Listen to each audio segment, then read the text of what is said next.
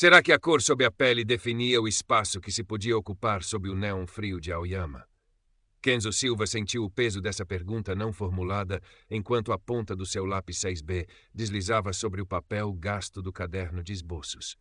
A noite envolvia o bairro mais elegante de Tóquio num manto de sofisticação silenciosa, pontuado pelo brilho das vitrines de grife e pelo murmúrio distante do tráfego. Ele estava do lado de fora da Galeria Case, onde uma recepção para artistas emergentes tinha acabado de terminar. Lá dentro sentira-se um fantasma, um borrão de cor terrena num mar de pretos e brancos impecáveis, sorrisos polidos e conversas que flutuavam como bolhas de champanhe inacessíveis. Agora, sob a luz artificial que banhava a calçada vazia, ele tentava capturar a arquitetura angular do edifício, a solidão elegante da rua, mas seus dedos traçavam mais a sua própria sensação de deslocamento. Kenzo era um afu, mãe japonesa, pai nipo-brasileiro. O resultado era uma pele mais bronzeada que a norma local, cabelos escuros com ondas teimosas que desafiavam a gravidade e olhos que carregavam uma melancolia observadora. Vestia jeans confortáveis, uma camiseta simples e um casaco um pouco grande demais, o uniforme não oficial do estudante de arte com um orçamento limitado, um contraste gritante com a opulência discreta que o rodeava. Esperava por Yumi, sua amiga e colega de curso, a única pessoa com quem realmente conseguira conversar na recepção. Ela prometera encontrá-lo ali. O som de risadas altas e vozes arrastadas quebrou a quietude. Um grupo de jovens emergiu de um bar discreto do outro lado da rua, o cheiro fraco de álcool caro e colônia pairando no ar como uma afirmação de privilégio. Eram a imagem espelhada da multidão da galeria. Roupas de marca, cabelos perfeitos, a postura relaxada de quem nunca teve que lutar por espaço. No centro do grupo estava Daiki Sato. Kenzo o reconheceu vagamente. O nome Sato era sinônimo de poder empresarial em Tóquio. Daiki exalava uma arrogância quase palpável, o olhar varrendo a rua com um tédio calculado, até pousar em Kenzo. Um sorriso lento e desdenhoso curvou os lábios de Daiki. Ele disse algo aos amigos, que riram. Então atravessaram a rua, o ritmo deliberado como predadores se aproximando de uma presa inesperada. Olha o que temos aqui, Daiki arrastou as palavras, parando a poucos metros de Kenzo. Seus olhos frios e avaliadores percorreram Kenzo de cima a baixo, demorando-se no tom da pele, nas roupas simples. Perdido, é Jin. A palavra, embora tecnicamente signifique estrangeiro, pingava desprezo.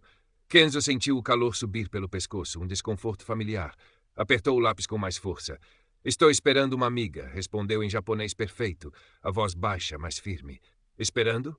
Daiki riu, um som desagradável. Neste bairro, a esta hora, vestido assim? Ele gesticulou para as roupas de Kenzo.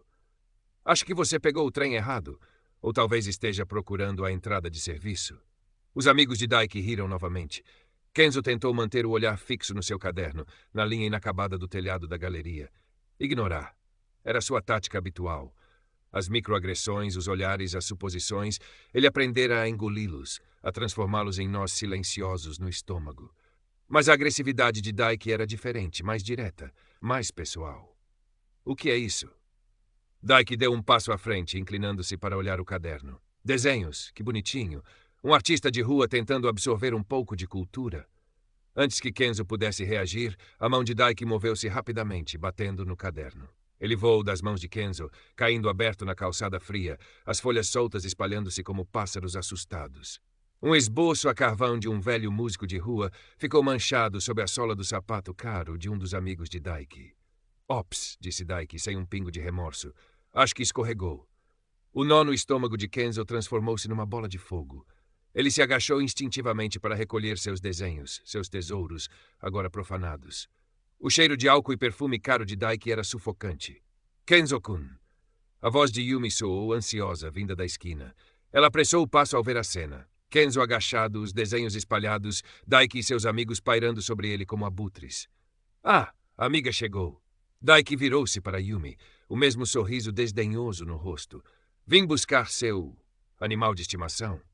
Yumi parou, os olhos arregalados, alternando o olhar entre Kenzo e Daiki. Ela conhecia Daiki Sato de vista, sabia quem ele era. O medo tremulou em seu rosto, mas a lealdade a Kenzo a manteve firme. O que está acontecendo aqui, Sato-san? Nada demais, Daiki deu de ombros, apenas ensinando ao seu amigo qual é o lugar dele. Sabe, meu pai tem muitos amigos importantes nesta cidade. donos de galerias, reitores de universidades. Seria uma pena se um certo estudante de arte exótico começasse a ter problemas, não acha? A ameaça pairou no ar frio da noite, sutil, mas inconfundível.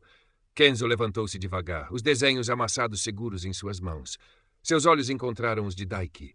A raiva queimava nele, mas também um medo gelado. O poder invisível que Daiki empunhava era mais esmagador do que qualquer força física. Então Daiki fez o gesto final. Pegou um dos desenhos que Kenzo segurava, um retrato sensível de sua própria mãe, e com um movimento deliberado rasgou-o ao meio. O som do papel rasgando pareceu ecoar na rua silenciosa. Lixo, Daiki cuspiu, deixando os pedaços caírem no chão. Como quem o desenhou. Ele se virou, fez um sinal para seus amigos. Vamos embora. Este lugar começou a feder. Eles se afastaram rindo, deixando Kenzo e Yumi paralisados na calçada, os pedaços do retrato aos seus pés. Enquanto observava as costas de Daiki se afastarem, algo dentro de Kenzo estalou. A humilhação era uma ferida aberta. Mas por baixo dela, uma faísca de desafio começou a arder. Discretamente, ainda tremendo, ele deslizou a mão para o bolso e parou a gravação de áudio que iniciara instintivamente em seu celular quando Daiki se aproximará. Ao seu lado, viu Yumi abaixar rapidamente o celular dela também. Seus olhos arregalados encontraram os dele. Um entendimento tácito passando entre eles. Ela tinha gravado. A chuva começou a cair, gotas frias e finas que se misturavam às lágrimas silenciosas que Kenzo não conseguia mais conter. Yumi colocou um braço hesitante em volta dos ombros dele. O luxo frio de Aoyama parecia agora uma zombaria cruel. Os pedaços do retrato de sua mãe estavam ficando encharcados na calçada. Nos dias seguintes, a humilhação pairava sobre Kenzo como uma nuvem escura. O som do papel rasgando, o sorriso desdenhoso de Daiki, a sensação de impotência, tudo voltava em flashes indesejados.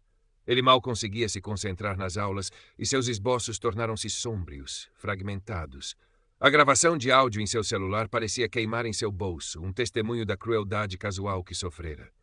Yumi, sempre leal, tentava animá-lo, mas a raiva e o medo lutavam dentro dele. Não podemos deixar isso assim, Kenzo-kun, Yumi disse uma tarde, enquanto tomavam um café barato longe do brilho de Aoyama. O que ele fez foi horrível, as ameaças. E o que podemos fazer, Yumi? A voz de Kenzo era áspera. Ele é Daiki Sato. Seu pai pode comprar e vender metade desta cidade. Ninguém vai nos ouvir. O medo era um gosto amargo em sua boca.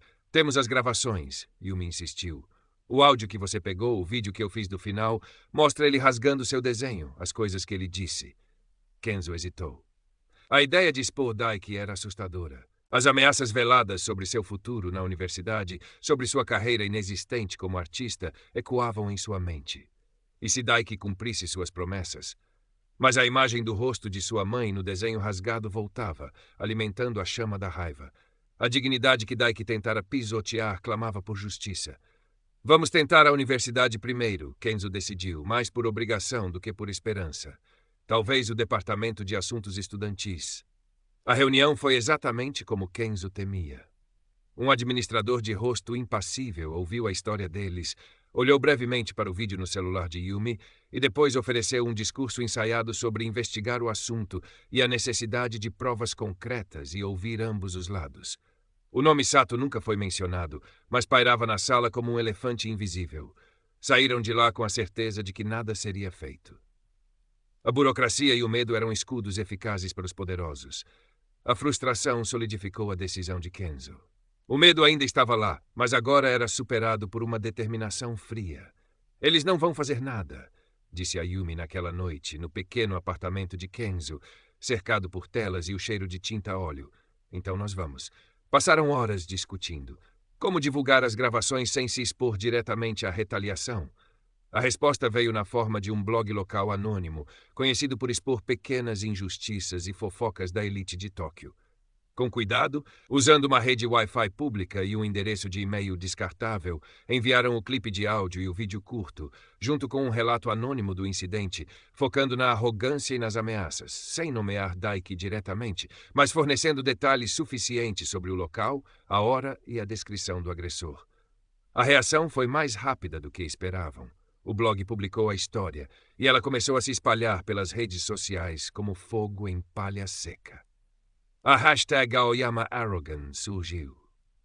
Embora o nome de Daiki não estivesse lá, nos círculos certos. Estudantes de arte, frequentadores da moda, a jovem elite de Tóquio, as peças se encaixaram rapidamente. A descrição, o local, o comportamento apontavam inequivocamente para Daiki Sato. Kenzo e Yumi acompanhavam a repercussão online com uma mistura de apreensão e satisfação sombria. Comentários expressavam indignação, alguns defendiam o agressor desconhecido, outros compartilhavam histórias semelhantes de elitismo. A história estava viva, fora de seu controle. Então a pressão começou, sutilmente no início. Um professor que sempre fora amigável tornou-se distante. Um boato sobre o temperamento difícil de Kenzo começou a circular no departamento de arte. Nada direto, nada que pudesse ser rastreado até o Sato, mas Kenzo sentiu o aperto. A influência invisível da família estava trabalhando nas sombras. Foi quando o inesperado aconteceu. Um e-mail chegou de um endereço que Kenzo reconheceu imediatamente. Abi, a proprietária da Galeria Kazi. O e-mail era curto e direto, convidando Kenzo para uma conversa na galeria. Com o coração batendo forte, Kenzo foi ao encontro. Shiro Abe, uma mulher elegante na casa dos 50 anos, com um olhar penetrante e uma reputação de descobrir talentos, foi direta ao ponto. Silva-san, ela começou, depois de oferecer chá, tenho acompanhado o burburinho online sobre o incidente em frente à minha galeria na outra noite. Ela fez uma pausa, observando a reação de Kenzo. E eu me lembro de você na recepção. Seu trabalho tem uma voz. Kenzo não sabia o que dizer. Ouvi dizer que a universidade não foi muito útil, Shiro Abe continuou, um leve sorriso irônico nos lábios. Não estou surpresa, mas o mundo da arte às vezes tem suas próprias formas de justiça. Ela se inclinou para frente. Tenho uma exposição coletiva daqui a 3 semanas. Jovens talentos. O espaço principal acabou devagar. Eu gostaria de oferecê-lo a você. Kenzo ficou atônito. Sr. Abe, não sei se... Use sua voz, Silva-san, ela o interrompeu, os olhos fixos nos dele. Use o que aconteceu. Use sua arte. Às vezes a resposta mais forte não é um grito, mas uma imagem que ninguém pode ignorar. A oferta era um bote salva-vidas e um desafio. Era arriscado, expor sua dor, sua raiva, de forma tão pública, mas a alternativa era o silêncio, a vitória de Daiki. Olhando nos olhos de Sr. Abe, Kenzo viu não apenas uma oportunidade, mas uma permissão. Permissão para lutar em seus próprios termos. Eu aceito, Kenzo disse, a voz firme pela primeira vez em dias. Obrigado, Abe-san. Naquela noite, Kenzo voltou ao seu apartamento não com medo, mas com um propósito ardente. Espalhou telas pelo chão, abriu tubos de tinta, pegou seus pincéis e carvão. A humilhação, a raiva, a resiliência silenciosa que sempre o sustentara, tudo começou a fluir para a tela. Ele não pintaria o rosto de Daiki, não diretamente. Pintaria a arrogância, a sombra do poder, a beleza frágil sendo pisoteada. A imagem do desenho rasgado de sua mãe tornou-se um símbolo central. Ele trabalharia incansavelmente pelas próximas 3 semanas, canalizando toda a sua experiência para aquela única chance de responder, de se afirmar, de transformar a dor em arte. Sua resposta não seria um sussurro na burocracia, mas uma declaração visual no coração do mundo que tentara excluí-lo. A noite de abertura da exposição Jovens Talentos, na Galeria Kazi, vibrava com uma energia tensa. O ar-condicionado lutava contra o calor humano gerado pela multidão elegante que se aglomerava no espaço minimalista.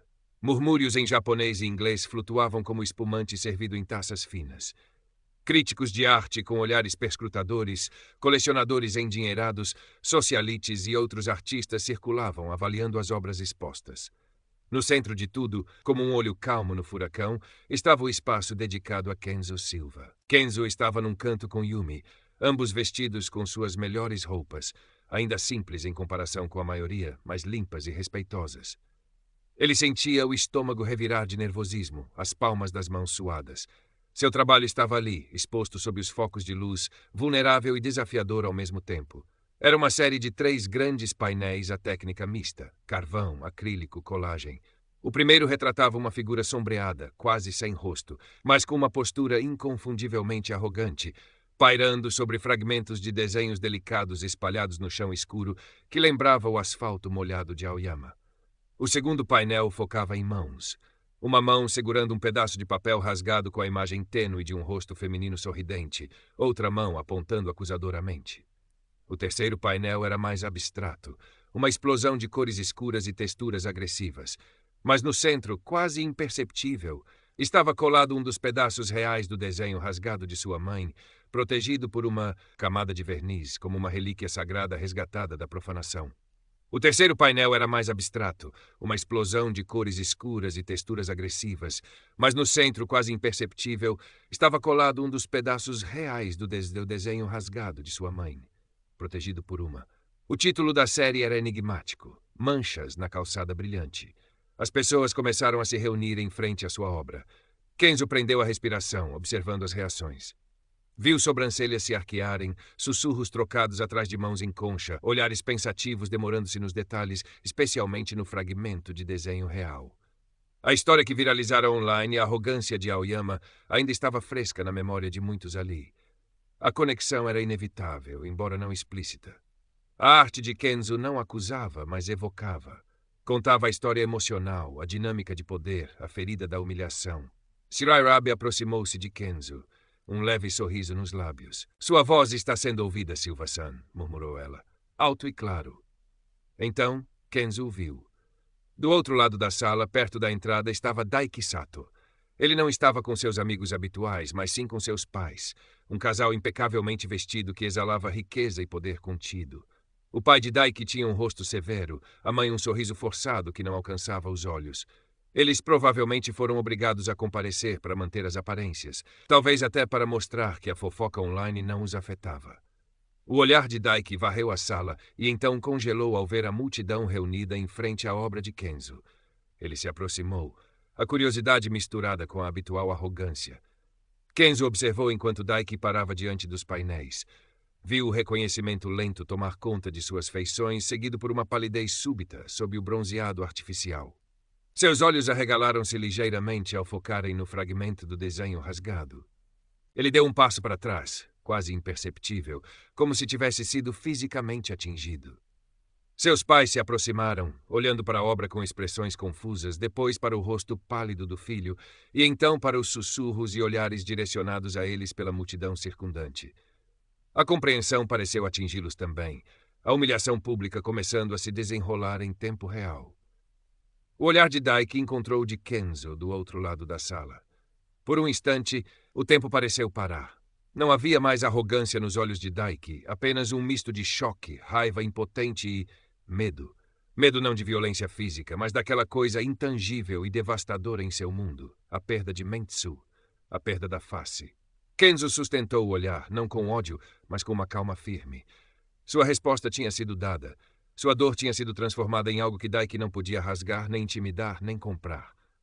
O pai de Daiki agarrou o braço do filho com força, murmurou algo ríspido, e a família Sato fez uma saída apressada e digna, ignorando os olhares e os silêncios repentinos que o seguiram. A porta da galeria fechou-se atrás deles, mas a tensão que deixaram para trás era palpável. A multidão voltou a conversar, mas o tom havia mudado. A obra de Kenzo tornou-se o centro indiscutível da noite. Críticos anotavam furiosamente em seus cadernos, fotógrafos tiravam fotos. Yumi apertou o braço de Kenzo, os olhos brilhando de orgulho e alívio. — Você conseguiu, Kenzo-kun, ela sussurrou. Você respondeu. Kenzo respirou fundo, o primeiro suspiro verdadeiramente livre em semanas. O nó em seu estômago havia se desfeito, substituído por uma sensação de exaustão e uma força tranquila. Ele não tinha mudado o mundo, mas tinha reivindicado seu espaço nele. O rescaldo da exposição foi imediato e reverberou pelos círculos sociais e artísticos de Tóquio. As críticas à obra de Kenzo foram efusivas, elogiando não apenas a técnica, mas a coragem e a profundidade emocional. Manchas na Calçada Brilhante tornou-se um símbolo inesperado de resistência silenciosa. O nome de Daiki Sato, embora nunca oficialmente ligado à obra pela galeria ou por Kenzo, estava agora indelevelmente associado ao escândalo da arrogância de Aoyama. A humilhação pública foi completa. Rumores circularam sobre a fúria do pai de Daiki, sobre privilégios cortados, sobre um possível envio para estudar no exterior, um eufemismo comum para remover uma fonte de embaraço familiar dos holofotes. Para alguém como Daiki, cuja identidade se baseava em status e aprovação social, a perda de face era uma punição mais amarga do que qualquer sanção legal. Para Kenzo, a vida começou a mudar de maneiras sutis, mas significativas. O reconhecimento artístico abriu portas, recebeu convites para outras exposições. Algumas bolsas de estudo tornaram-se subitamente acessíveis. Mais importante, porém, foi a mudança interna. A validação não veio apenas do mundo exterior, mas de dentro. Ele havia enfrentado o medo e a humilhação e encontrado sua voz, não apesar de sua identidade mestiça e de sua origem modesta, mas por causa delas. Sua arte tornou-se mais confiante, mais ousada. Ele ainda era Kenzo Silva, o Afu, estudante de arte navegando pelas complexidades de Tóquio. O preconceito não desaparecera magicamente da cidade ou do mundo. As microagressões provavelmente continuariam, as suposições baseadas na aparência ainda seriam uma realidade. Mas algo fundamental havia mudado em como ele se via e como enfrentava o mundo. Aquele confronto sob as luzes frias de Aoyama